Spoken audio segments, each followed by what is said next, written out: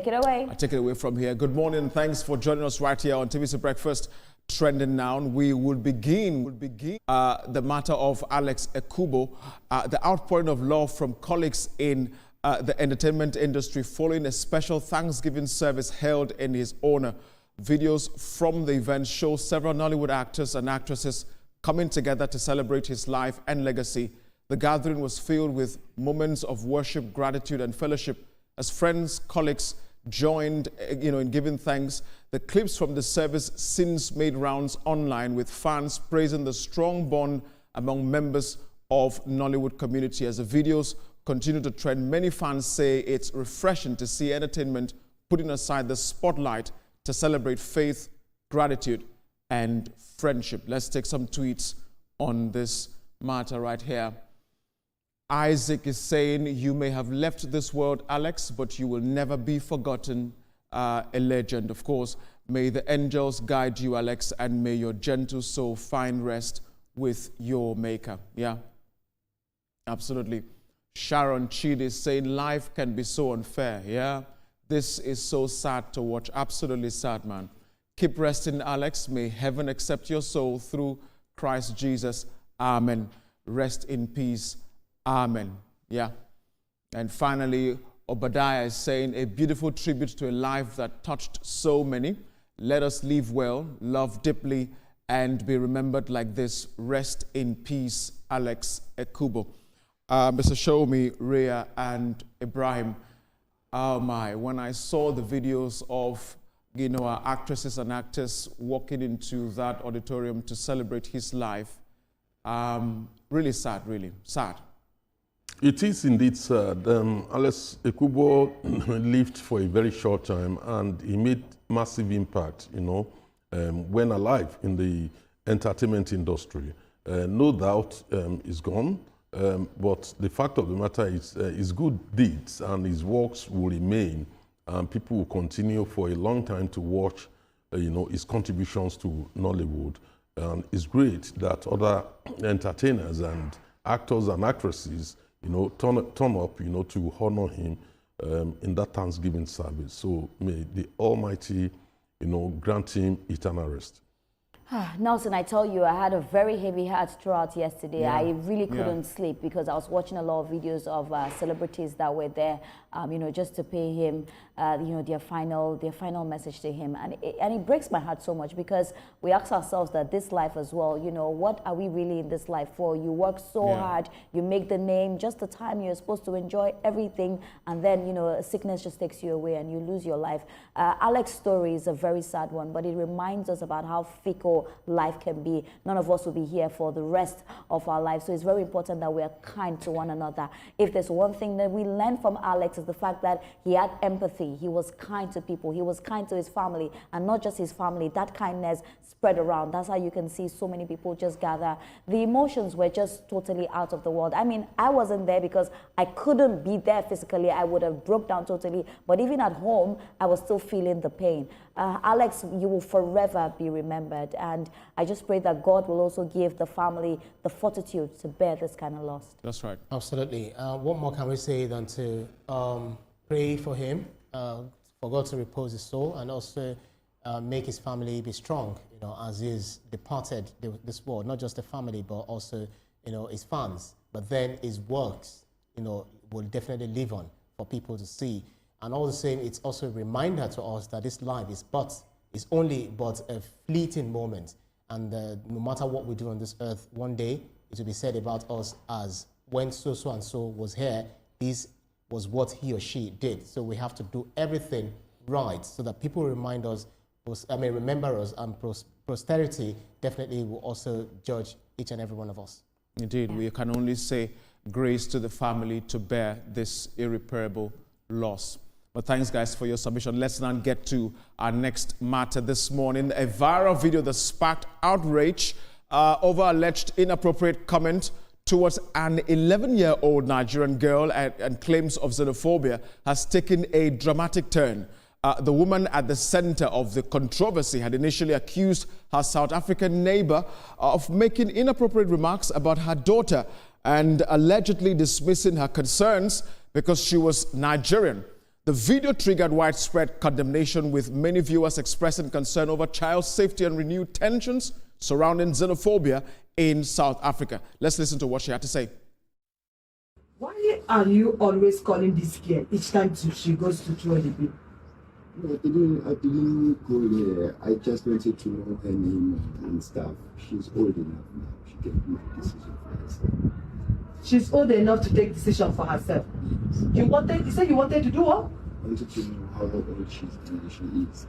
You want to know how old she is? Yes. Why do you want to know her age? In a new video, the woman is now claiming that the entire incident was staged as content. This revelation has generated fresh backlash online, with many questioning why such a sensitive issue involving a child and allegations of xenophobia would be used for content creation. Let's play this other one for you as well. This is concerning the video I posted yesterday.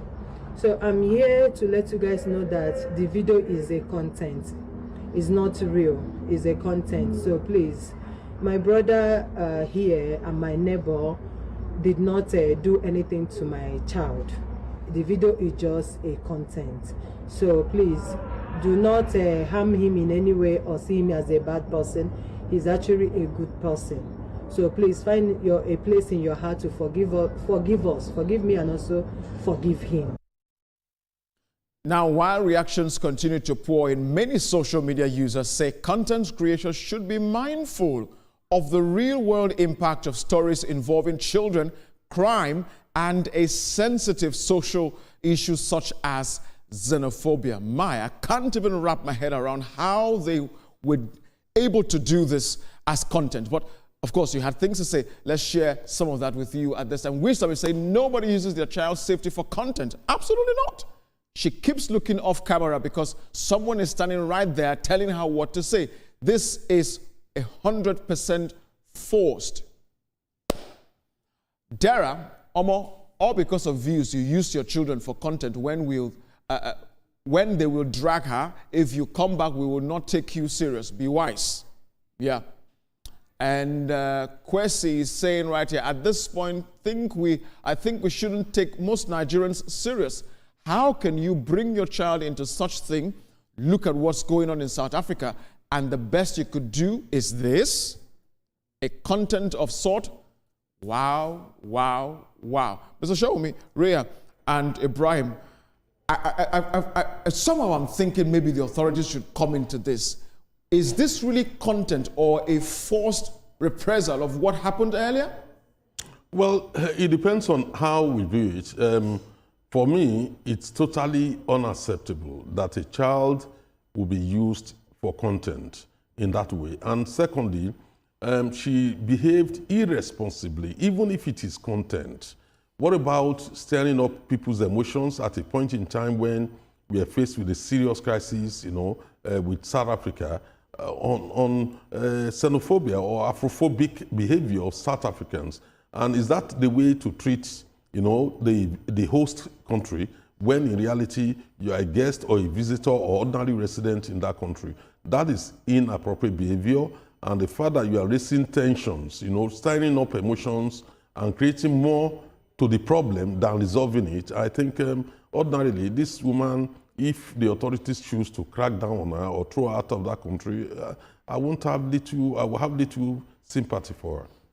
Nelson, unfortunately, I don't believe this was content or whatsoever, because, from the little girl's reaction as well, you can see that something is actually going on. But my main concern is, in an era where we're facing a whole lot in South Africa, why would you want to do content at the expense of the emotions of people? Because you know that immediately you post this, emotions will be high, people will speak. So this is very, very irresponsible. That if it's a content, this is very irresponsible of the lady, and she should be arrested. But if it's not content, I'm really hoping that authorities get into it. And even when we talk about this content thing, I think that people go too far. And also, if you're telling us that this is content, now when other people are saying the truth, how do you expect us to believe them? So when people do things, I believe that they just do it without even thinking about the consequences or what follows through. This is quite very, very irresponsible. Yeah. Watching that video, I believe it's not a content.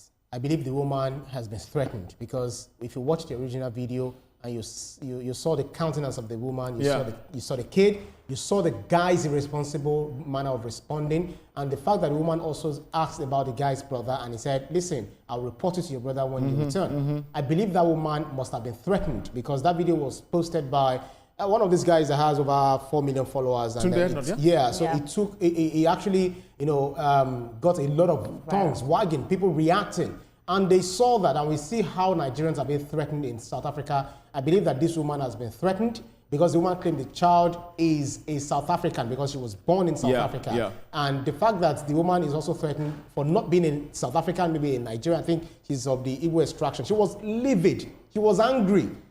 Telling the guy, and the guy was saying, look at, she's got this, she's got that, and why is she speaking for her? And the woman said, I will speak for my child because she's not 18 years old yet. Yeah. She was just maybe 11 or 12 year old or so. So I believe that that woman has been threatened, and Nigerian authority has to look into the matter because the video, she now came back to say it's a content that they were doing. The second video was the content, but the first video was the original incident. Ibrahim, I'd like to toe your line also because I can't think that this woman would go this extent for an 11-year-old child. No, that's too risky. In a time like this, no way. The authorities need to look into this. But thanks, the guys, woman must be saved at all costs. Oh, absolutely. Thanks, guys, for your submission. Let's get to our next matter this morning.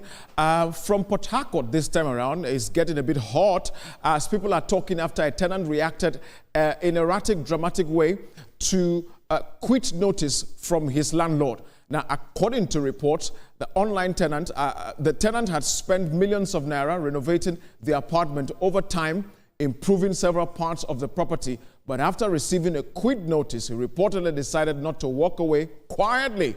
In videos circulating online, parts of the renovated apartment were seen being pulled down before he vacated the space.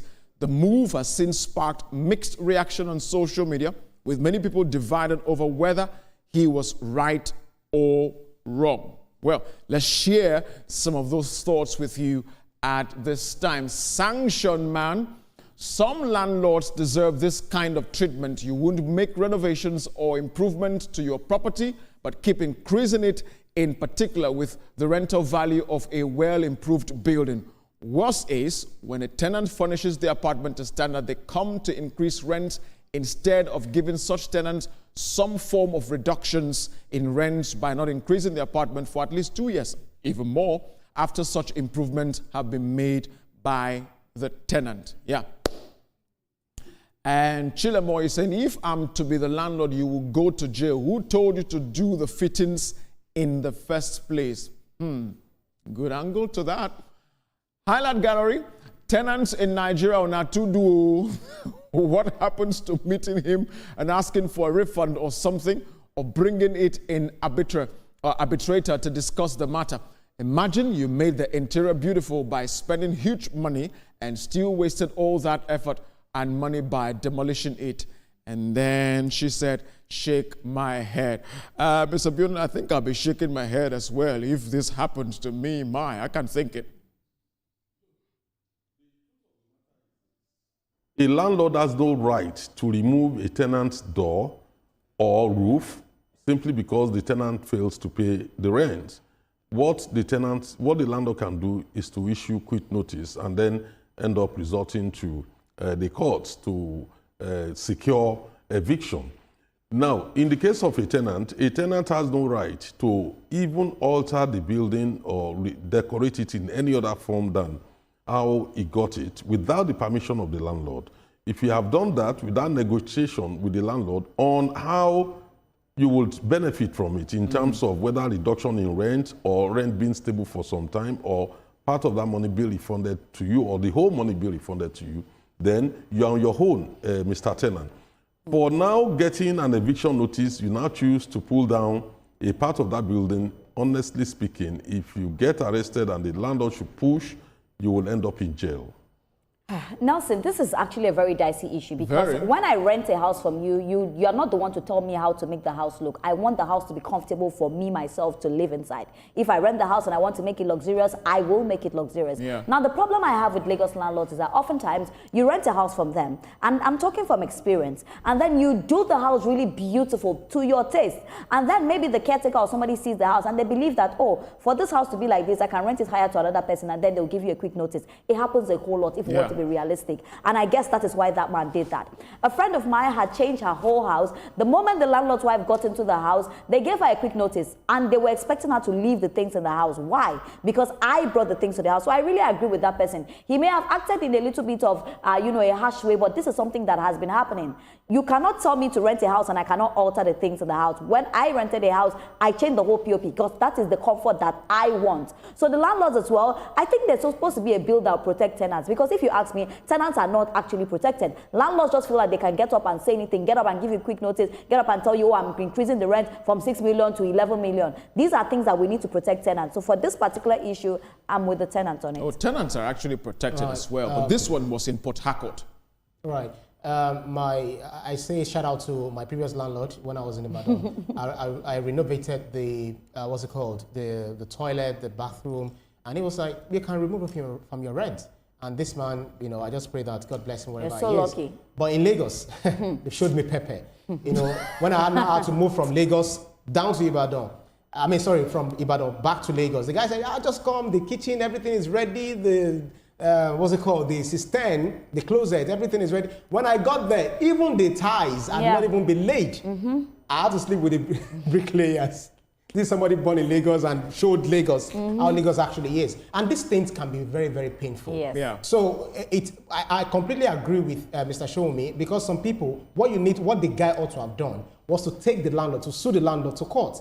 But the question is, did he have the agreement with the landlord before he did all of these renovations and all of that? Because it's neither here nor there, but you do not have the right to uplift or to downgrade a particular house without the approval of the landlord. But that's only the court can judge. Well, I wish we had a lot of time, because exactly. this is an emotional matter. but thanks, guys, for your submission. Nelson, pulling down a part of that building is a criminal offense. Mr. Shomi, for me, it's not even about the pulling down of the building. Maybe he didn't go about it the wrong way, but I don't think you've experienced It's not maybe. No, Mr. Shomi, Mr. Shomi, you've not experienced it. Maybe you're a landlord yourself. He's a landlord, right? That kind of landlord that you guys should wait. Let's leave emotions apart. Okay. You can't destroy somebody's building regardless. But we need to go. We need to move now to our next matter. Thank you very much. I know it's an emotional one, but we'll learn to do better. Let's get to our next story this morning. The Nigerian youth, Emmanuel Walter Etebu, he's crying out for help from Cambodia after falling victim to a job scam that has left him stranded and homeless in a foreign land. Etebu explains that he ended up in an illegal job situation that led to his maltreatment and eventual eviction. Now, for the past 3 months, he says he has been sleeping outdoors, struggling daily to find food, shelter, and survival. He's also facing a looming deadline with Cambodian immigration, reportedly giving him until June the 15th to leave the country or risk arrest, a jail term, and a $8,000 fine for overstaying his visa. Now, desperate to return home, Emmanuel Walter is appealing to the federal government and relevant agencies and well-meaning Nigerians to help rescue him and bring him back to the country. Well, this is really sad, Mr. Shomi, Ria, and Ibrahim. He was duped into this, and this is where he has found himself now. I think the best thing to do is to return our brother back home. Yes, certainly, he needs to come back home. And that's why we need to be very careful about proposals. Be very sure, that you are not being duped, and you need to, carry out some basic checks to make sure that you are doing the right thing. Now, in this situation, who should be paying for the flight? In some other countries, the government, eager to repatriate the person, will be happy to pay for it. And in another clime, government expelling people will be happy to pay, for the cost of sending them back. But in this situation, I'm not sure Cambodia Cambodia's law allowed them to do that, and so it's our own word. So along the line, I think government will have to come in. The Nigerian High Commission in Cambodia needs to step in. All right, this is quite a very emotional one, and this is my call to Abike Dabiri. She needs to do something to make sure that this particular young man returns home. You know, I know that she's always speaking about issues like this, but right now we are faced with this particular issue. This is quite a sad one, and this is one of our own. Whatever the reasons were that he went over there, that is not the discussion now. The most important thing is that if he is not brought back, he's going to be in jail there. Yeah. So the Nigerian government, we need to pull our weight, and once again, I'm calling on Abike Dabiri. We need to pull our weight and make sure that he comes back home. When he comes back home, then we can now have all these other discussions. But this is actually quite a sad one. If, once again, we do not bring him home, he's going to be sent to jail for just no reason. An innocent young man that just wanted a better life for himself. It's a reminder to all of us that whatever, no matter how beautiful a proposal or something, maybe whatever promise is made, we should always do our due diligence. Maybe if he had done, you know, a bit more of a check, it probably would have saved him. But now he's in the problem. He's a prodigal son. He's someone who is seeking greener pasture. And I believe that this will definitely get the attention of the federal government. I believe Abike Dabiri, this is something she likes to do. Yeah. Definitely she's going to bring him back. Indeed. And we look forward to tell the story that this boy is back to Nigeria. Thanks, guys, for your submission.